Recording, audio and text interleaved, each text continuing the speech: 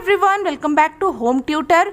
आज की वीडियो में हम देखेंगे कक्षा 8 के संस्कृत विषय के षष्ठ पाठ का अभ्यास कार्य। पाठ का अध्ययन हमने अपनी पिछली वीडियो में कर लिया है, तो उस वीडियो को भी आप ज़रूर देख लीजिएगा अगर आपने नहीं देखा है। तो चलिए शुरुआत करते हैं वीडियो की। और अगर आपको ये वीडियो हेल्पफुल लगे तो प्लीज़ इसे लाइक और शेयर ज़रूर कर दीजिएगा। चैनल पर नए आए हैं तो सब्सक्राइब भी कर लीजिए। तो अभ्यास में पहला प्रश्न है, अधोलिखिता नाम प्रश्ना नाम उत्तराणि संस्कृत भाषाया लिखत। नीचे लिखे गए प्रश्नों के उत्तर संस्कृत भाषा में लिखिए। तो पहला प्रश्न यहाँ पर दिया गया है, दिष्टया का समागता, भाग्य से कौन आई। दिष्टया शालिनी समागता, भाग्य से शालिनी आई।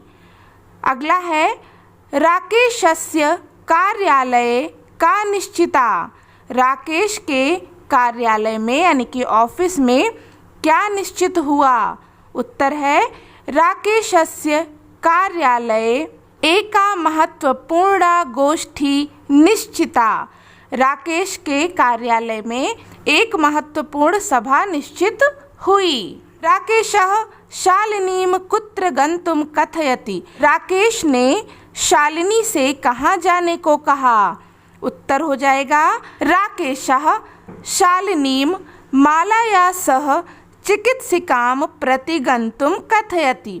राकेश ने शालिनी को माला के साथ चिकित्सक के पास जाने को कहा। सायंकाले भ्राता कार्यालयात् आगत्य किम करोति।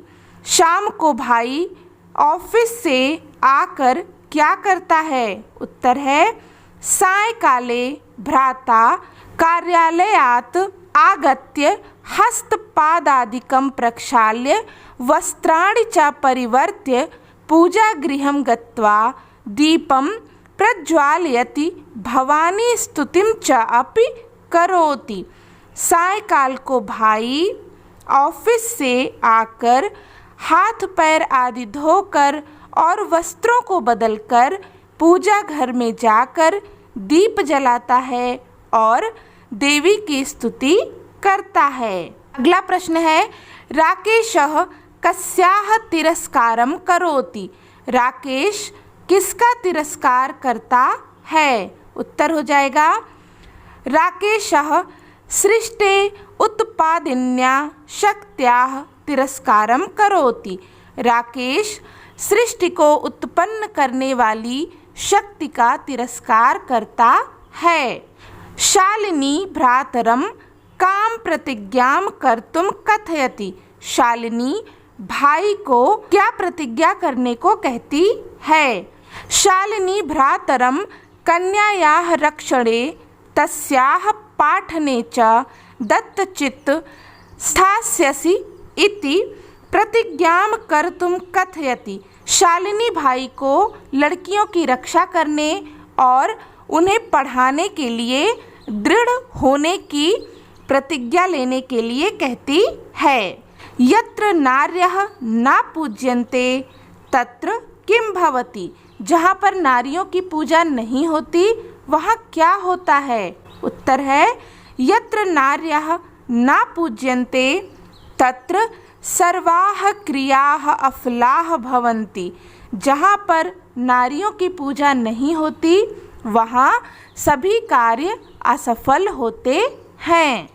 अगला प्रश्न है, अधोलिखित पदानाम संस्कृत रूपम तत्सम रूपम लिखत। नीचे लिखे गए पदों का संस्कृत रूप यानी कि तत्सम रूप लिखिए।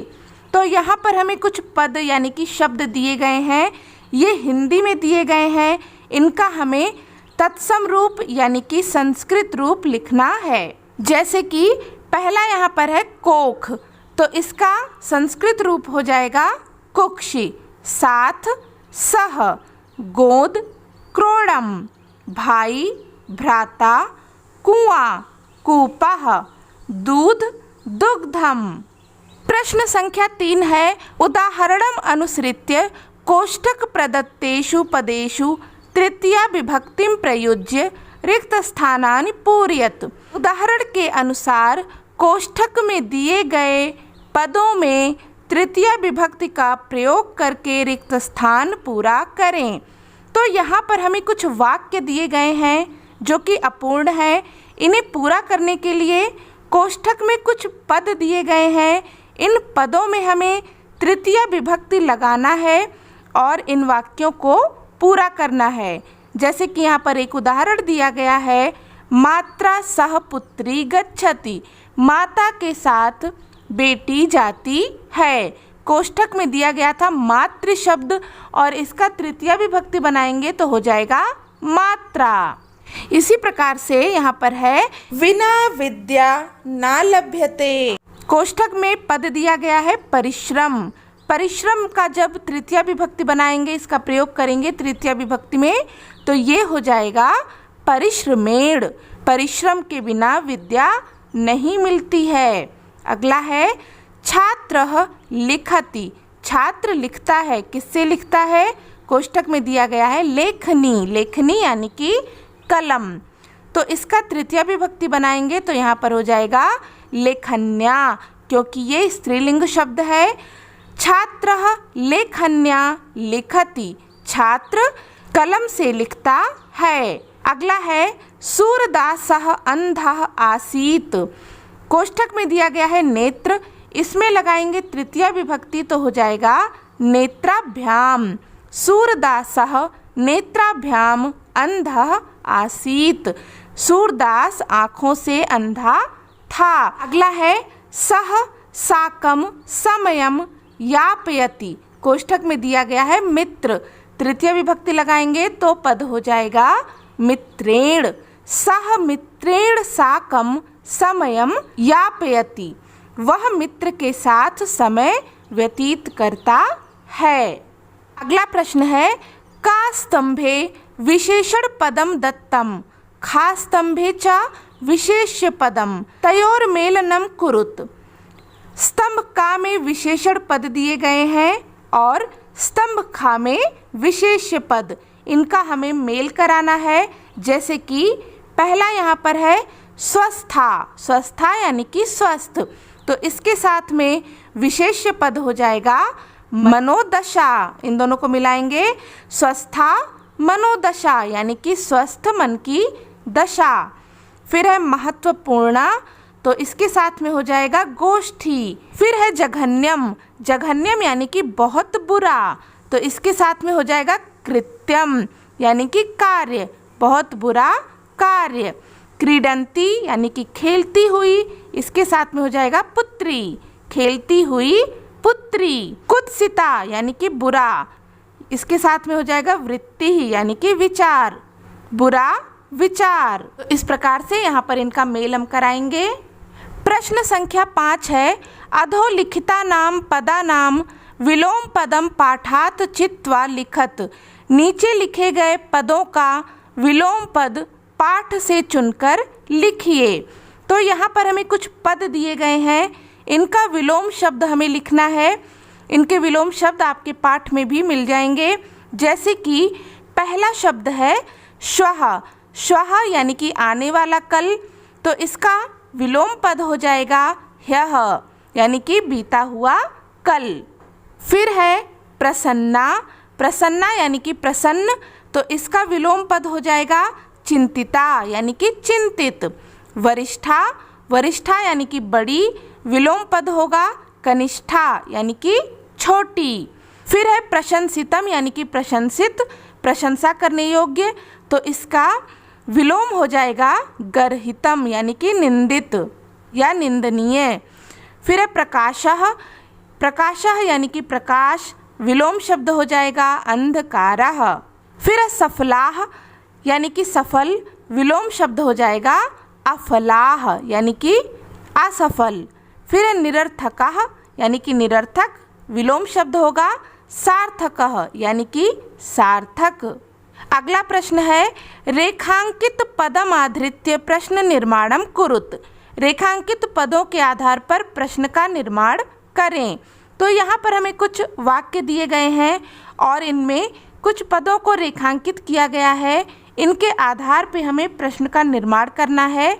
जैसे कि पहला यहाँ पर है प्रसन्नतायाः विषयो अयम, प्रसन्नता का विषय है यह। तो किसका विषय है यह? यहाँ पर हो जाएगा कस्याः विषयो अयम। फिर है सर्वकारस्य घोषणा अस्ति, सरकार की घोषणा है। तो किसकी घोषणा है? यहाँ पर हो जाएगा कस्य, कस्य घोषणा अस्ति। अहम स्वापराधम स्वीकरोमि, मैं अपना अपराध स्वीकार करता हूँ। तो मैं अपना क्या स्वीकार करता हूँ? यहाँ पर हो जाएगा अहम किम स्वीकरोमि। फिर है समयात् पूर्वम आयासम करोषि, समय के पूर्व प्रयास कर रहे हो। तो यहाँ पर हो जाएगा किसके पूर्व प्रयास कर रहे हो? यहाँ पर लिखेंगे कस्मात् पूर्वम आयासम करोषि। अगला है अंबिका क्रोड़े उपविशति, अंबिका गोद में बैठती है। अंबिका कहाँ बैठती है? यहाँ पर हो जाएगा अंबिका कुत्र उपविशति। अगला प्रश्न है अधोलिखिते संधि विच्छेदे रिक्त स्थानानि पूरयत, नीचे लिखे संधि विच्छेद के रिक्त स्थान पूरा करें। तो यहाँ पर हमें कुछ शब्द दिए गए हैं, इनका संधि विच्छेद दिया गया है लेकिन ये पूरा नहीं है। इसके जो पद नहीं लिखे हैं वो हमें लिखने हैं। जैसे कि यहाँ पर उदाहरण है नोक्तवती, तो यह जो पद है दो पदों से मिलकर बना है, न धन उक्तवती। सहसैव, सहसैव में दो पद हैं, सहसा धन एव। परामर्शानुसारम, तो यहाँ पर हो जाएगा परामर्श धन अनुसारम। फिर है वधारहा, तो यहाँ पर है वध धन अर्हा। इसके बाद है अधुनैव, तो इसे हम संधि विच्छेद करेंगे तो क्या हो जाएगा अधुना धन एव।